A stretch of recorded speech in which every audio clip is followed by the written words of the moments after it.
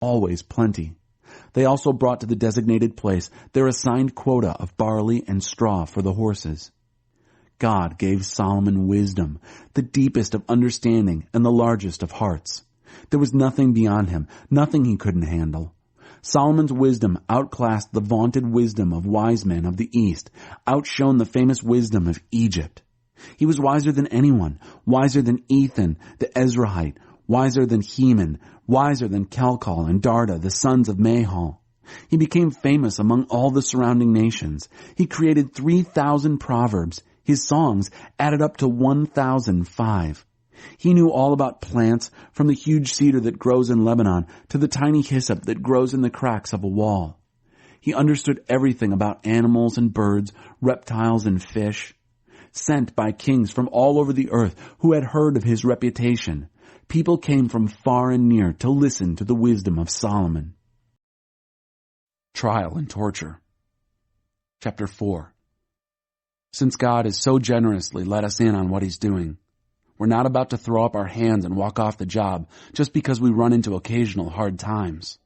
We refuse to wear masks and play games. We don't maneuver and manipulate behind the scenes. And we don't twist God's word to suit ourselves. Rather, we keep everything we do and say out in the open, the whole truth on display, so that those who want to can see and judge for themselves in the presence of God. If our message is obscure to anyone, it's not because we're holding back in any way. No, it's because these other people are looking or going the wrong way and refuse to give it serious attention. All they have eyes for is the fashionable god of darkness. They think he can give them what they want, and that they won't have to bother believing a truth they can't see.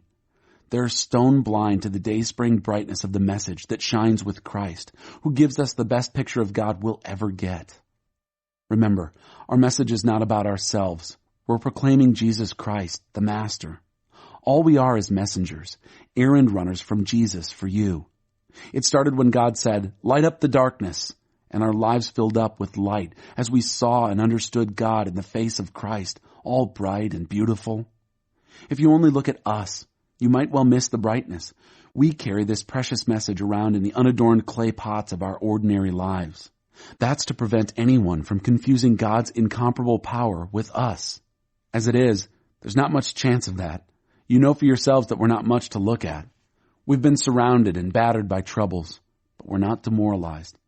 We're not sure what to do, but we know that God knows what to do. We've been spiritually terrorized, but God hasn't left our side. We've been thrown down, but we haven't broken. What they did to Jesus, they do to us. Trial and torture, mockery and murder. What Jesus did among them, he does in us. He lives. Our lives are at constant risk for Jesus' sake, which makes Jesus' life all the more evident in us. While we're going through the worst, you're getting in on the best.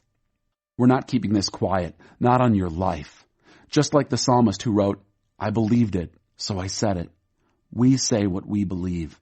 And what we believe is that the one who raised up the Master Jesus will just as certainly raise us up with you, alive. Every detail works to your advantage and to God's glory. More and more grace, more and more people, more and more praise. So we're not giving up. How could we?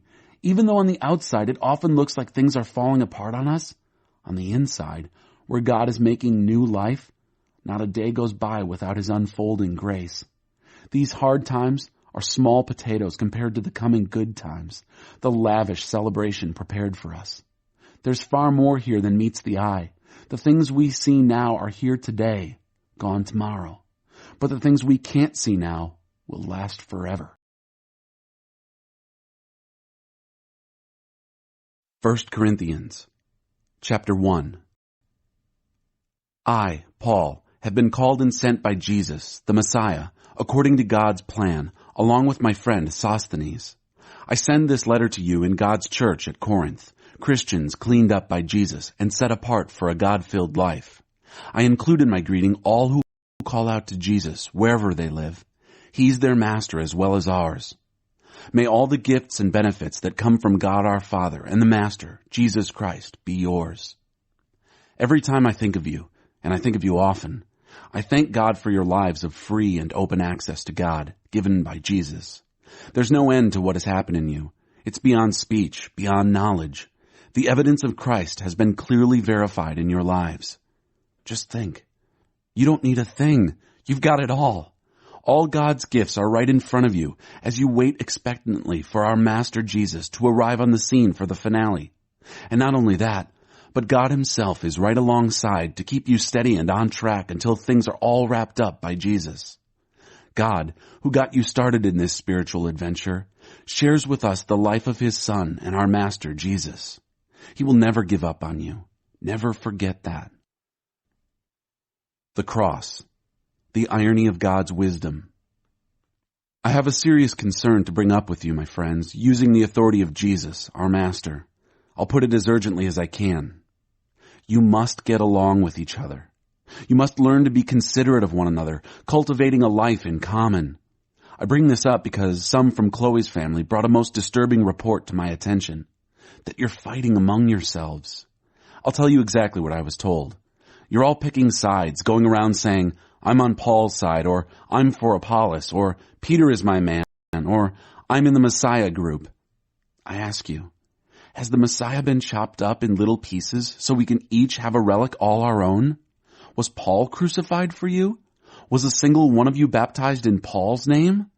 I was not involved with any of your baptisms, except for Crispus and Gaius, and on getting this report, I'm sure glad I wasn't.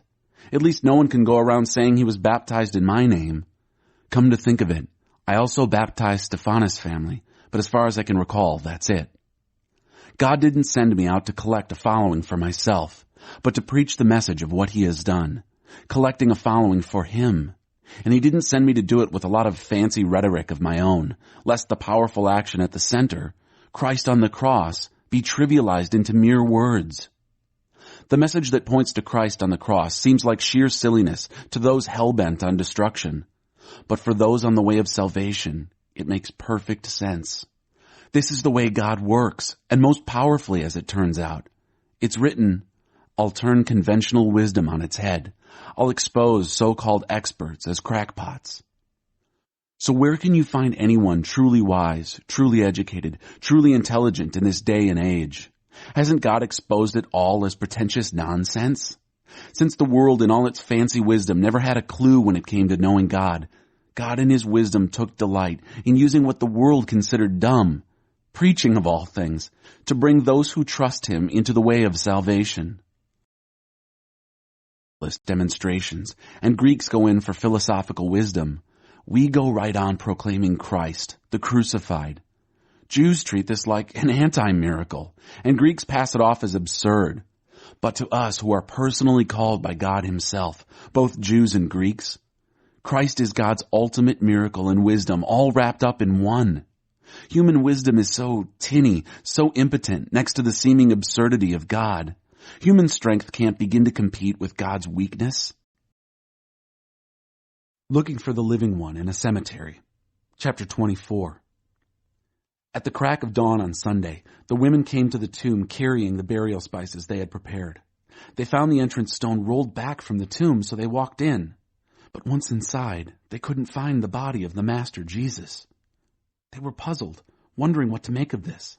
Then, out of nowhere it seemed, 2 men, light cascading over them, stood there. The women were awestruck and bowed down in worship. The men said, "Why are you looking for the living one in a cemetery? He is not here, but raised up. Remember how he told you when you were still back in Galilee that he had to be handed over to sinners, be killed on a cross, and in 3 days rise up?" Then they remembered Jesus' words. They left the tomb and broke the news of all this to the 11 and the rest. Mary Magdalene, Joanna, Mary the mother of James, and the other women with them kept telling these things to the apostles, but the apostles didn't believe a word of it, thought they were making it all up. But Peter jumped to his feet and ran to the tomb. He stooped to look in and saw a few grave clothes. That's all. He walked away puzzled, shaking his head. The road to Emmaus. That same day, 2 of them were walking to the village Emmaus, about 7 miles out of Jerusalem.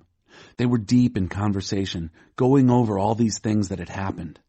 In the middle of their talk and questions, Jesus came up and walked along with them, but they were not able to recognize who he was. He asked, "What's this you're discussing so intently as you walk along?" They just stood there, long-faced, like they had lost their best friend. Then one of them, his name was Cleopas, said, "Are you the only one in Jerusalem who hasn't heard what's happened during the last few days?" He said, "What has happened?" They said, "The things that happened to Jesus, the Nazarene. He was a man of God, a prophet, dynamic in work and word, blessed by both God and all the people. Then our high priests and leaders betrayed him, got him sentenced to death and crucified him. And we had our hopes up that he was the one about to deliver Israel. And it is now the third day since it happened. But now some of our women have completely confused us. Early this morning they were at the tomb and couldn't find his body.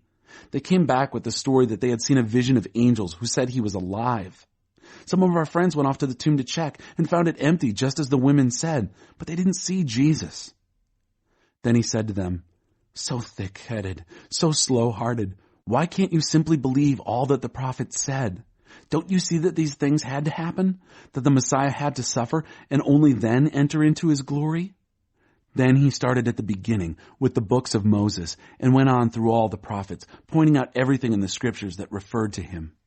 They came to the edge of the village where they were headed. He acted as if he were going on, but they pressed him. "Stay and have supper with us. It's nearly evening. The day is done." So he went in with them. And here is what happened. He sat down at the table with them. Taking the bread, he blessed and broke and gave it to them.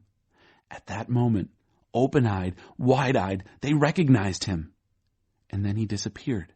Be in awe.